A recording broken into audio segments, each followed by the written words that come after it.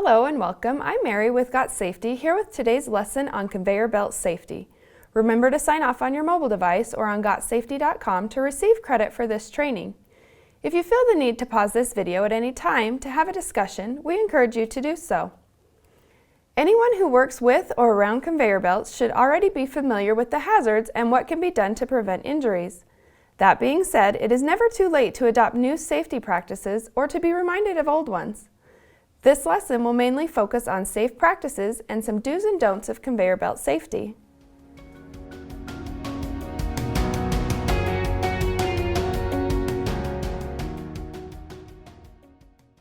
Like many pieces of equipment and machinery, there are practices that, if implemented, will help you and other employees remain safe. The following are safe practices to keep in mind when using a conveyor belt. Although many of these may be common sense, be conscientious of your particular situation and make adjustments as needed.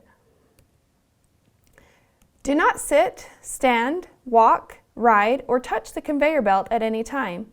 Even if the belt appears to be moving at a slow speed, this puts you at risk for laceration, amputation, or a crushing injury. Do not perform maintenance until all energy sources have been locked out or blocked. This includes electrical, air, hydraulic, and gravity energy sources. Personnel who are familiar with conveyor belts may get too comfortable and skip this step, but the conveyor belt does not care how experienced you are. The risk is the same whether this is your first or 100th time. Only authorized personnel should operate equipment. Do not operate equipment that you have not been trained on, and do not go out of your scope of practice. If a conveyor belt is broken and you are authorized to operate it, this does not necessarily mean that you are authorized to maintain it as well.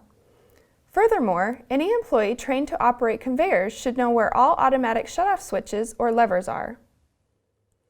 Keep all guards in place. Safety guards are often removed during maintenance in order to reach areas that are normally inaccessible.